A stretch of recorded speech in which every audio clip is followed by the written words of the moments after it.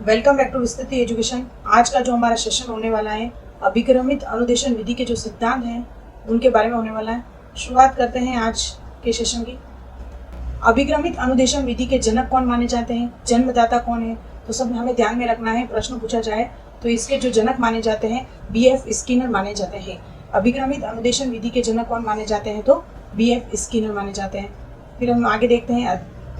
इसके सिद्धांत देखने से पहले जो एक नंबर के क्वेश्चन आने की संभावना रहती है कि इसके जनक कौन है, इसके प्रकार कितने हैं। इनके प्रकार हैं 4: रेखीय या श्रृंखला अभिक्रम, साखी अभिक्रम, अवरोही अभिक्रम अनुदेशन और कंप्यूटर आधारित अभिक्रम। सबसे पहला है रेखीय या श्रृंखला अभिक्रम। यह दिया था B.F. स्किनर के द्वारा ही दिया गया था, तो हमें याद रखना है रेखीय और अभिक्रमित अनुदेशन विधि के जनक कौन माने जाते हैं, स्किनर। और एक और याद रखना, गणितीय अभिक्रम के जनक भी कौन माने जाते हैं, तो स्किनर माने जाते हैं। दूसरा है साखी अभिक्रम में हमें याद रखना है शाखा पर कौन बैठता है, तो कौवा बैठता है। तो हमें याद रखना है N.A. क्राउडर। कौन बैठता है, कौवा। कौवा से याद रखना है अपना N.A. क्राउडर। साखी अभिक्रमित अनुदेशन विधि के जनक कौन माने जाएंगे, नॉर्मन A. क्राउडर। अवरोह अभिक्रमित अनुदेशन या फिर मैथेटिक्स और जो मैथमेटिक्स होती है वो कैसी होती है, थोड़ी गिल्ट नहीं आती है, पर उसके बारे में तो अपने आप में गिल्ट महसूस करते हैं, वो हो जाएगा। इसके जो जनक माने जाएंगे गिलबर्ट। ये सारे जो उदाहरण है इसमें कंफ्यूज हो जाते हैं। एक स्किनर क्राउड साखी को रेखीय कर देते हैं, उसके लिए मैंने थोड़ा सा ट्रिक समझने की कोशिश की है। शाखा पर कौन बैठता है, तो कौवा, क्राउडर। और जो मैथमेटिक्स होती है, मैथमेटिक्स अपन को यदि नहीं आती है तो अपन क्या करते हैं, गिल्ट महसूस करते हैं, तो हो जाएगा अपना गिलबर्ट। और कंप्यूटर आधारित अभिक्रम, इसके जो जनक माने जाते हैं स्टूलोरो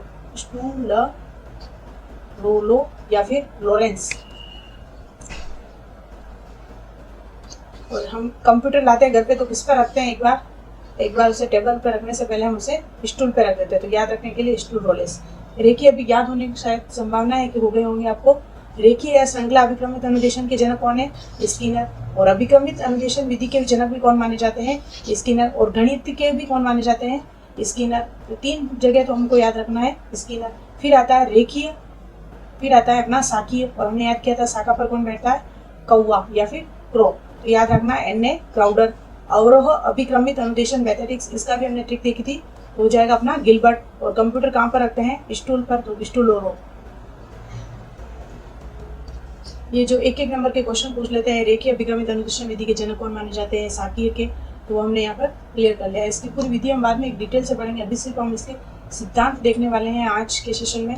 तो जो सबसे पहला सिद्धांत है, प्रश्न पूछ लिया जाता है अभिक्रमित अनुदेशन विधि का निम्न में से कौन सा सिद्धांत नहीं है। यदि हमें इसके सारे जो 5 सिद्धांत हैं वो समझ लेंगे तो ये प्रश्न सही होने की अपनी संभावना 100% सही हो जाएगी। तो सबसे पहले हमें याद रखना है लघु पद का सिद्धांत। कौन सा सिद्धांत है, प्रिंसिपल और स्मॉल स्टेप्स।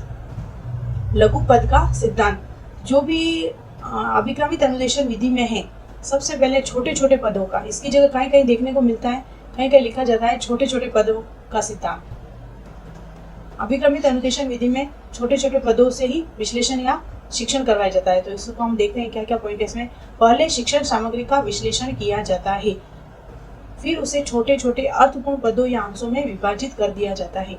इसमें जो होता है अभिक्रमित अनुदेशन विधि में, जो भी हमारी शिक्षण सामग्री है उसका सबसे पहले किया जाएगा विश्लेषण, उसके बाद उसके छोटे छोटे अर्थपूर्ण पदों में विभक्त कर दिया जाता है। इसीलिए इसको कहते हैं लघु पद का सिद्धांत भी कहा जाता है। इसमें तत्पश्चात छात्र के समक्ष एक समय में एक लघु पद या अंश प्रस्तुत किया जाता है ताकि वह उसे सरलता पूर्वक समझे। किसी भी चीज को, यदि बड़ी चीज है कोई भी, हमने भी बचपन में देखा था, यदि बड़ी स्पेलिंग हमें याद नहीं होती थी तो हम उसको छोटे छोटे टुकड़ों में कर सीखने का प्रयास करते थे। यही अभिक्रमित अनुदेशन विधि फॉलो करता है, उस समस्या या उस शिक्षण को छोटे छोटे पदों में प्रस्तुत करता है। शिक्षण सामग्री के इस लघु पद या लघु अंशों को फ्रेम कहते हैं। जो भी लघु पद है, ये बड़ा फ्रेम है तो इसको क्या कहते हैं, फ्रेम कहते हैं। तो लघु पद का सिद्धांत एक बार फिर से देख लेते हैं हम क्या है। सबसे पहला सिद्धांत कौन सा है, तो हमें याद रखना है लघु पद का सिद्धांत। और अभिक्रमित अनुदेशन विधि में क्या होता है, छोटे छोटे पदों में विभक्त कर दिया जाता है और उनका विश्लेषण कर सीखा जाता है ताकि किसी भी शिक्षण करवाए जाने वाले प्रकरण को सरलतापूर्वक समझा जा सके। और जो लघु अंश होते हैं, जो लघु पद होते हैं, उन्हें क्या कहते हैं, फ्रेम कहते हैं। तो सबसे पहला हमारा सिद्धांत क्लियर हो गया। नेक्स्ट दूसरा सिद्धांत देखेंगे, तुरंत प्रतिपुष्टि का सिद्धांत, प्रिंसिपल और इमीडिएट फीडबैक और कंफर्मेशन। तुरंत किसी भी चीज की प्रतिपुष्टि करना, अभिक्रमित अनुदेशन का सबसे पहला सिद्धांत क्या था? लघु पद या छोटे पद का सिद्धांत। दूसरा है हमारा तुरंत प्रतिपुष्टि का सिद्धांत। इसमें क्या होता है, अभिक्रमित अनुदेशन विधि में कोई भी एक प्रश्न है, उस प्रश्न के ऑप्शन प्रस्तुत कर दिए जाते हैं ए, बी, सी।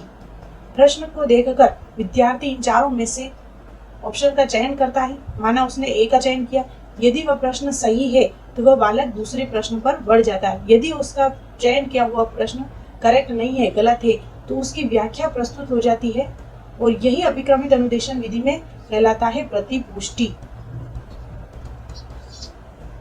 तो तुरंत प्रतिपुष्टि हो जाती है छात्र की कि उसने वो प्रश्न सही किया या गलत किया। तो इसमें देखते हैं कौन कौन से पॉइंट है। उत्तर लिखने के तुरंत बाद छात्र को ये जानकारी प्राप्त हो जाती है कि उसका उत्तर ठीक है या नहीं। यदि उत्तर ठीक है तो छात्र अगले पद या अंश की ओर बढ़ जाता है, और उत्तर अशुद्ध है तो वह पाठ को फिर से पढ़ता है ताकि अगली बार ठीक ठीक उत्तर देने की संभावनाएं बढ़ जाती है। तुरंत प्रतिपुष्टि का सिद्धांत आपको समझ में आ गया। सबसे पहला था लघु पद वाला, दूसरा हो गया तुरंत। अब इस चीज को याद करते हुए चलें। फिर आता है सक्रिय अनुक्रिया का सिद्धांत। दो सिद्धांत हमने पढ़ लिए हैं। सबसे पहला पढ़ा था हमने लघु पद का, दूसरा पढ़ा था हमने, रिकॉल करें बार बार तभी ये चीजें याद रहेगी, दूसरा पढ़ा था हमने तुरंत प्रतिपुष्टि का, और तीसरा हमारा सिद्धांत है सक्रिय अनुक्रिया का सिद्धांत। तो इसमें देखते हैं अभिक्रमित अध्ययन का यह कौन सा नियम है? तीसरा नियम है, सीखने में सक्रिय भाग लेना। बालक तभी मनोवैज्ञानिक रूप से सीख सकेगा यदि वह सक्रिय है।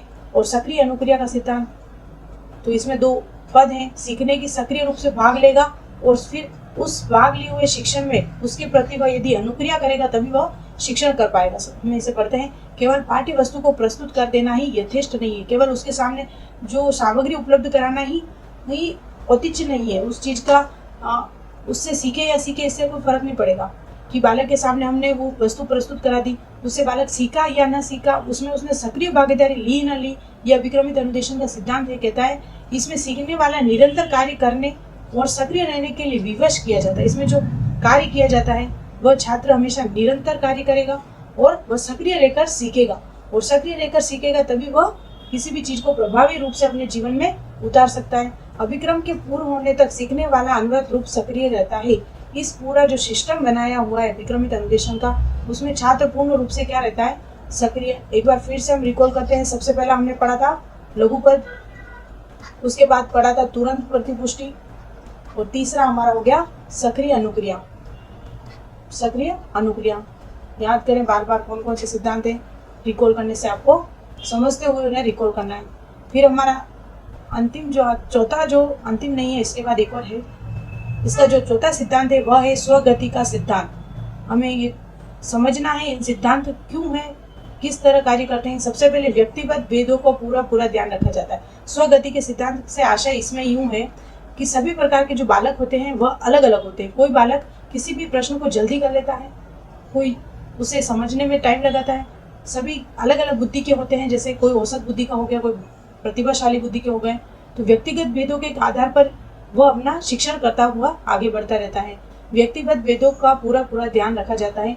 छात्र को पूरा अवसर दिया जाता है कि वह अपनी स्वाभाविक गति से शिक्षण सामग्री पर कार्य करे। कक्षा के दूसरे छात्रों के साथ चलने के लिए उसे बाध्य नहीं किया जा सकता। सभी बालकों के लिए अपनी अपनी फ्रेम होती है, उसके अकॉर्डिंग वो आगे बढ़ता रहता है। अगला है विद्यार्थी परीक्षण सिद्धांत। इसमें प्रिंसिपल ऑफ स्टूडेंट टेस्टिंग। इस सिद्धांत के अनुसार नियमित रूप से छात्र की प्रगति की परीक्षा की जाती है। जो भी वो शिक्षा है, उसने अधिगम किया है या नहीं किया, उसकी निरंतर परीक्षा होती रहती है। विद्यार्थी अपनी परीक्षा स्वयं ले सकता है। वह सरलता से ज्ञात कर सकता है कि उसकी अशुद्धियाँ क्या हैं, उसकी दुर्बलता क्या है, वह किस प्रकार के परीक्षण कर सकता है।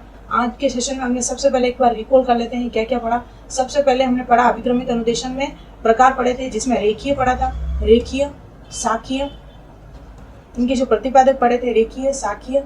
एक पढ़ा था हमने कंप्यूटर, एक मैथेटिक्स, इनके जनक पढ़े थे, एक गणितीय। हमने पढ़ा था अभिक्रमित और अनुदेशन और गणितीय और रेखीय के इनके कौन थे प्रतिपादक? स्किनर। फिर था साखीय पर एन.ए. क्राउडर, स्टूलोलो, कंप्यूटर का स्टूलोलो। और मैथेटिक्स के हमने याद किया था गिलबर्ट। और इसके आज हमने सिद्धांत देखे हैं। कौन कौन से देखे हैं? 5 सिद्धांत देखे हैं। सबसे पहला सिद्धांत देखा था हमने लघुपद, दूसरा देखा था तुरंत पुष्टि, तीसरा देखा था सक्रिय अनुक्रिया, चौथा देखा था स्वगति, और जो पांचवा अंतिम है टेस्टिंग। ऐसे ऐसे लिखकर आप याद करने का प्रयास करें, सिद्धांत आप कभी नहीं भूलेंगे। आज के वीडियो में अभिक्रमित अनुदेशन के सिद्धांत पढ़ें। आगे में इसके प्रकार को पूरे डिटेल से पढ़ने की प्रयास करेंगे। Thank you so much. Like, share और सब्सक्राइब करना ना भूलें। यदि आप नोट्स चाहते हैं फ्री में, विस्तृति ऐप डाउनलोड करें। Thank you so much.